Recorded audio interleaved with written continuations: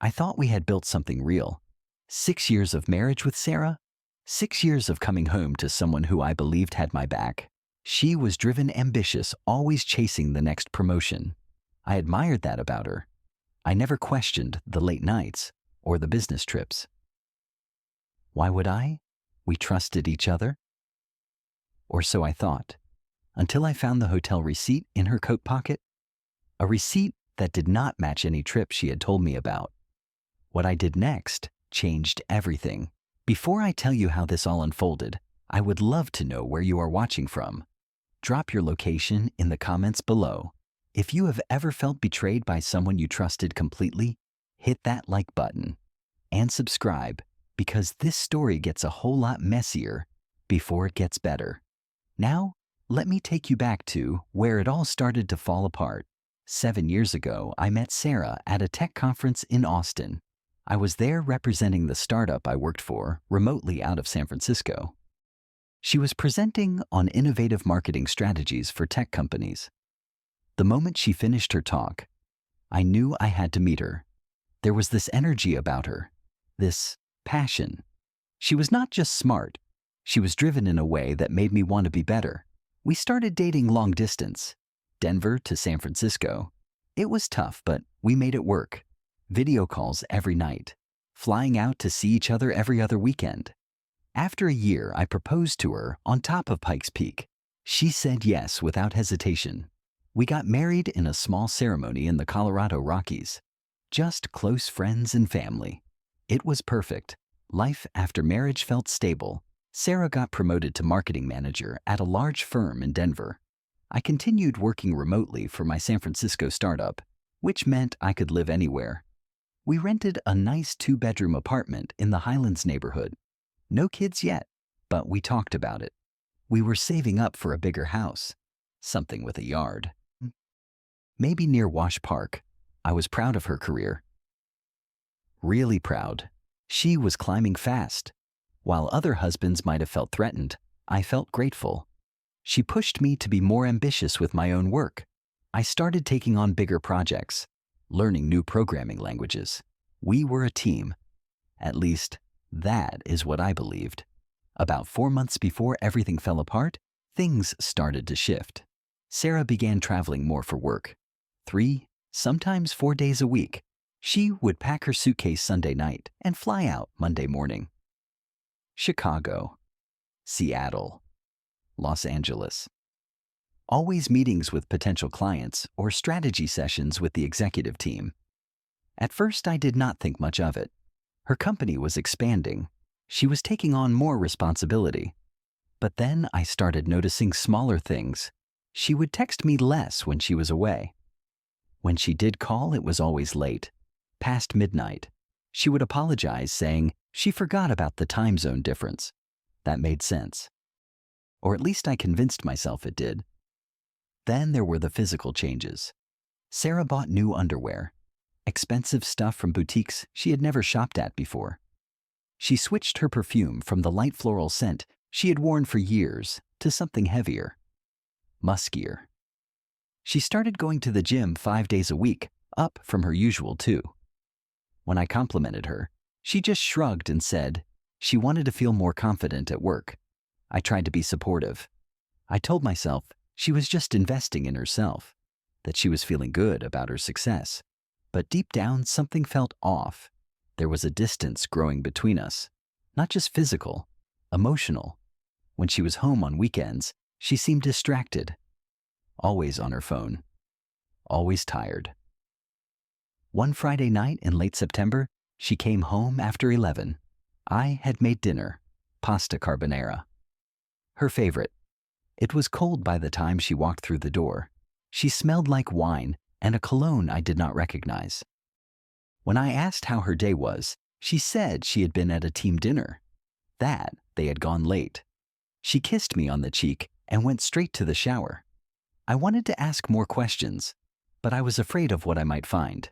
So I swallowed my doubts and told myself I was being paranoid. That marriage required trust. That I was being insecure. Then came the Saturday morning that changed everything. October 14th. I remember the date because it was 2 weeks before our anniversary. Sarah got a call at 8 in the morning. She answered it in the bedroom with the door closed. When she came out, she said there was an emergency meeting at the office. She needed to go in right away. She would be back by lunch. After she left, I decided to do laundry. I grabbed her coat from the closet, the black wool one she wore on business trips. As I was checking the pockets, my fingers brushed against paper. I pulled out a folded receipt. Hotel. Ritz-Carlton, 2 nights. King bed suite. Room service for 2. The dates on the receipt were from 3 weeks ago. My hands started shaking. The receipt said Denver, but Sarah had told me she was in Seattle that week. I checked the credit card statement on our shared account. We had always been transparent about finances. She insisted on it. No secrets. I found the charge, Ritz-Carlton Denver, $483, the same dates as her Seattle trip. But there was more. Dinner at Rioja, $212. The Appaloosa Grill, $198. Tickets to a show at the Ellie Calkins Opera House, $240. A purchase at a jewelry store, $350. All of it during the week she was supposed to be in Seattle. All of it in Denver. I sat on the floor of our bedroom staring at the credit card statement on my laptop. My mind was racing. Maybe there was an explanation. Maybe the Seattle trip got canceled and she stayed in Denver for local meetings. Maybe she treated a client. But why lie about it? Why not just tell me she was in town? I knew what I needed to do, but I did not want to do it. Not yet. I needed more information. I needed to be sure before I confronted her. So I made a decision that felt wrong, but necessary. I grabbed the iPad we shared, the one we used for grocery lists and recipe videos. Sarah always forgot to lock it. I opened the location services. I turned on Find My Friends and added myself to her account. Then I waited. The following week, Sarah left for another business trip. She said she was going to Los Angeles for 3 days. I watched the little dot on the map. It never left Denver. It stayed at a high-rise apartment building downtown. Not her office, not a hotel, an apartment. I could not sleep. I could not eat. I needed to know who she was with, so I did something I never thought I would do. I hired a private investigator. His name was Marcus, former police detective. He came highly recommended on a forum I found online. Marcus worked fast. Within a week, he sent me a full report, photos, videos, a timeline. The man was Derek, vice president at Sarah's company. 38 years old, divorced 2 years ago. They had been meeting at his apartment 3 times a week for the past 4 months. They went to dinners. They went to shows. They spent weekends at expensive hotels when Sarah told me she was traveling. The evidence was undeniable, and it broke something inside me. I waited until a Thursday night. Sarah came home around 9 smiling. She asked how my day was. I told her it was fine. I asked how hers was. She said busy but good, like nothing was wrong, like she had not just spent the afternoon at Derek's apartment. I walked to the dining table and placed the folder down, the one Marcus had given me. I did not say anything. I just opened it. Inside were printed copies of the photos, the credit card statements, the timeline. Sarah's face went pale. She stared at the documents, then at me. Her mouth opened, but no words came out at first. Then she tried. "This is not what it looks like," she said. Her voice was shaking. I sat down across from her and pulled out my phone. I read the dates aloud. Every hotel visit, every dinner, every lie about a business trip. I showed her the photos Marcus had taken. Her walking into Derek's building, holding his hand, kissing him in the parking garage. She started crying. Big heaving sobs. She admitted it. All of it. But then she tried to explain. "You were always busy with work," she said. "You never paid attention to me. You were happy just coasting. I needed someone who understood my ambition. I felt like I had been punched in the stomach. I was the one who coasted. I was the one who made dinner every night while she was out. I was the one who waited up for her calls. I was the one who supported every promotion, every late night, every business trip. And she was telling me I did not pay attention. The argument escalated. She said Derek understood her in ways I never could, that he pushed her to be better, that he saw her potential. I asked her if she loved him. She hesitated. Then she said something that cut deeper than anything else. Maybe I never really loved you the way I thought I did. I felt nothing after that. No anger, no sadness, just emptiness. I stood up and walked to the bedroom. I locked the door. I heard her calling my name, but I did not respond. That night, Sarah called her mother. I could hear her through the door crying into the phone, twisting the story, making herself the victim. The next morning, my phone rang at 7. It was Patricia, Sarah's mother. She was screaming. "How dare you accuse my daughter without proof? How dare you treat her like this? She is devastated. You have no idea what you have done." I tried to explain. I tried to tell her about the evidence, but Patricia cut me off. "You are paranoid," she said. "You are controlling." Sarah told me everything about how you have been emotionally abusive for years. I hung up. I could not believe what I was hearing. Emotionally abusive, I had never raised my voice at Sarah until last night. I had never controlled her. I had supported her career even when it meant eating dinner alone most nights. But Patricia was not done. Within an hour, Sarah's siblings started calling. Jason, her older brother, left a voicemail. "You better apologize to Sarah," he said, "or you will regret this." Lily, her younger sister, sent me a long text. It said Sarah had confided in her about my abusive behavior, that I had isolated her from the family, that I was not good enough for her. I sat in the apartment staring at my phone. Messages kept coming. Voicemails, texts, all from Sarah's family, all accusing me of things I had never done. Not one person asked for my side of the story. Then Frank, Sarah's father, sent an email. It was long and formal. He owned a chain of successful restaurants in Denver. He had money. He had connections. The email detailed how I had supposedly isolated Sarah, how I had made her feel small, how I had damaged her mental health. He threatened legal action if I did not make things right. I realized something in that moment. Sarah had gotten to them first. She had twisted the entire narrative. And because they loved her, they believed her without question. No amount of evidence would change their minds. They had already decided I was the villain. That night I sat alone in the apartment. Sarah had gone to stay with her parents. The silence was suffocating. I thought about fighting, about showing them the evidence, about forcing them to see the truth. But I knew it would not matter. Frank had resources. Patricia had influence in their social circles. Jason was aggressive and protective. Lily would believe anything Sarah told her. If I stayed in Denver, they would destroy me. They would ruin my reputation.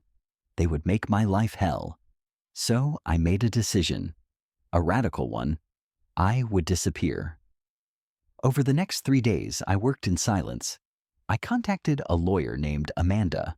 She was sharp and direct. I filed for divorce and requested a fair division of assets. I transferred my half of the money from our joint account into my personal account. Every penny I had contributed, not a dollar more. I canceled all the shared credit cards. I packed 2 suitcases, clothes, laptop, important documents. Everything else went into a storage unit I rented under my name only. I quit my remote job. My boss understood. He said I could freelance for them if I needed work later. I booked a one-way ticket to Portland, Oregon, a city I had visited once for a conference, a city where I knew no one, a city where Sarah's family could not find me easily. I left a letter for Sarah on the kitchen counter. It was short. "You made your choice. I am making mine. My lawyer will contact you." I did not block her number. I did not block her family. I just stopped answering. I wanted them to know I was choosing silence, that I was done engaging. Within 48 hours, I was gone. I left Denver behind. I left Sarah behind. I left the life we had built, and I did not look back. The first week in Portland was quiet, too quiet. I rented a small studio apartment in the Pearl District. It was furnished, nothing fancy, but it was mine. No shared space, no memories. I thought the silence would bring peace. It did not. Instead, it brought a flood of messages, voicemails, texts, emails, hundreds of them. Sarah, Patricia, Jason, Lily, Frank, all of them demanding to know where I was. All of them calling me a coward. But I did not respond. I kept my word to myself. I was done. Then Sarah and her family realized they could not reach me privately. So they went public. Patricia posted on Facebook. A long, emotional post. My daughter is heartbroken. Her husband abandoned her without a word. He took all their money and disappeared. If anyone knows Lance, please tell him to do the right thing. The post got shared. A lot. Friends from Denver started commenting, offering sympathy to Sarah, calling me terrible names. Some people I had worked with reached out asking if it was true. I did not respond to any of them. Jason took it further. He posted on LinkedIn. A professional warning. If anyone is working with Lance, be careful. He is untrustworthy. He abandoned his responsibilities and cannot be relied on. The post stayed up for 2 days before LinkedIn took it down for violating their policies. But the damage was done. A few colleagues saw it. Some reached out. Some just stopped responding to my emails. Lily created a hashtag on Instagram, Justice for Sarah. She posted photos of Sarah crying. Long captions about how I had emotionally abused her sister for years, how I had manipulated her, how I had stolen money and run away. The hashtag got traction among their friend group. Hundreds of people liked the posts, commented, shared. I watched it all happen from my studio in Portland. I felt like I was drowning. My reputation was being destroyed. People who did not know the full story were making judgments, cutting me off, believing a narrative that was completely false. But I still did not respond. I knew that engaging would only make it worse, so I stayed silent. I focused on work. I started taking freelance projects, small at first, but they kept me busy. They kept my mind occupied. Then, in the second month, things escalated. Frank used his connections to find out where I was. I do not know how. Maybe he hired someone. Maybe he pressured my old employer. But somehow they found out I was in Portland. One afternoon, there was a knock on my apartment door. Loud. Aggressive. I looked through the peephole. It was Jason. He had flown to Portland to confront me. I did not open the door. Jason started yelling through it. You think you can just run away? Come back and face what you did. You owe Sarah an explanation. You owe all of us an explanation. I called the police. I told them someone was harassing me at my door. They arrived within 10 minutes. Jason was still there pounding on the door. The officers talked to him, gave him a warning, told him to leave. He did but not before shouting one last thing. This is not over. The police filed a report. They told me to contact them if Jason came back. He did not. But the message was clear. Sarah's family was not going to let this go. Back in Denver, they hired a new lawyer. Someone aggressive. Someone expensive. They filed a motion demanding I pay higher spousal support. They claimed Sarah was traumatized, that she could not work, that I owed her for the emotional damage I had caused. Amanda, my lawyer, called me. She sounded frustrated. They are trying to drain you, she said, financially and emotionally. They want you to break, to come back and settle on their terms. But I was not going to break. I was tired of running, tired of being painted as the villain. So I decided to fight back. I started by gathering everything. The full report from Marcus, screenshots of every threatening message from Jason and Lily, recordings of every voicemail from Patricia. I saved every defamatory post Sarah's family had made on social media. I pulled bank statements showing I had only taken my fair share of our money. Then I did something I had been avoiding. I wrote my story. All of it. I opened a Medium account and published a long post. The title was simple: The Truth About Why I Left, a response to false accusations.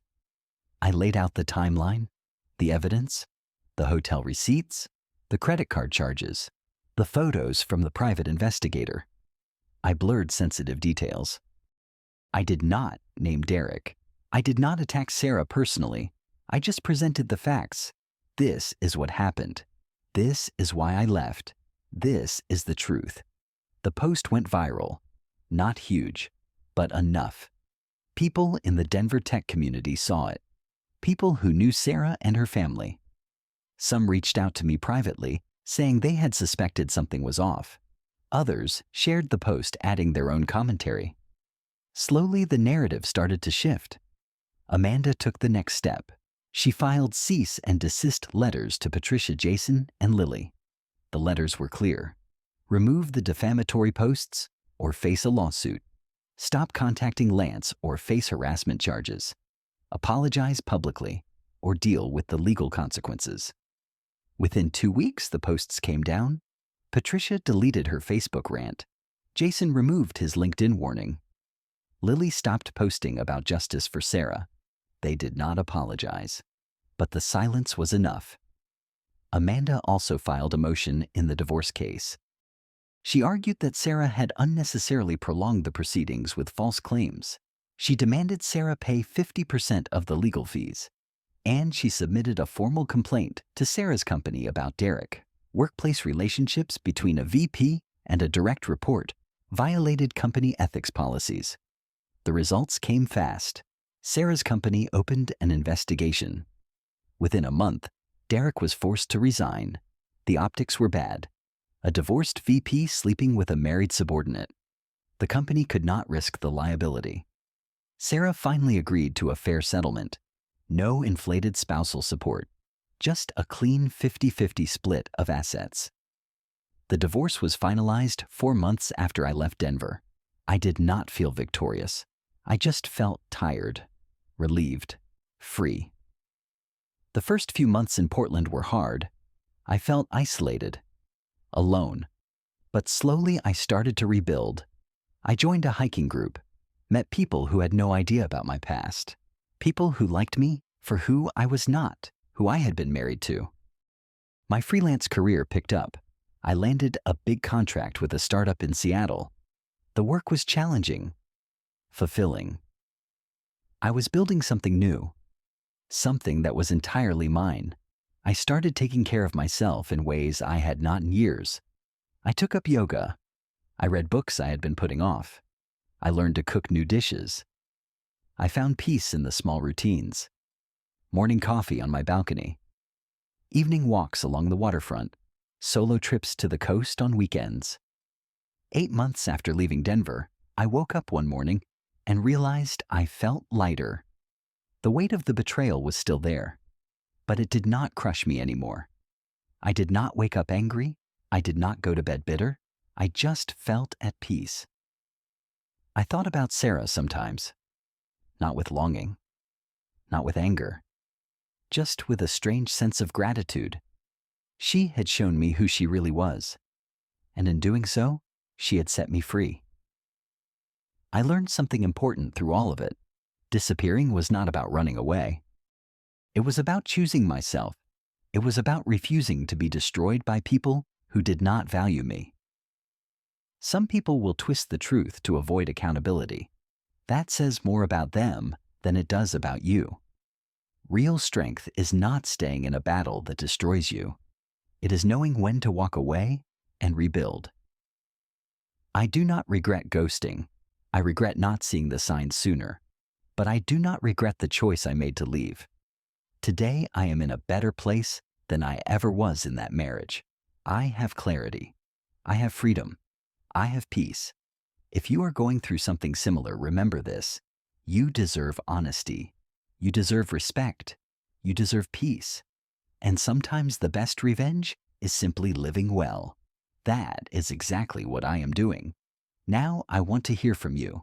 Have you ever had to walk away from someone who tried to paint you as the villain? How did you handle it? Drop your thoughts in the comments. And if this story resonated with you, please hit that like button. Subscribe to hear more stories like this one. Share this with someone who might need to hear it. Thank you for listening. I hope you find your own peace, whatever that looks like for you. Take care of yourself. You deserve it.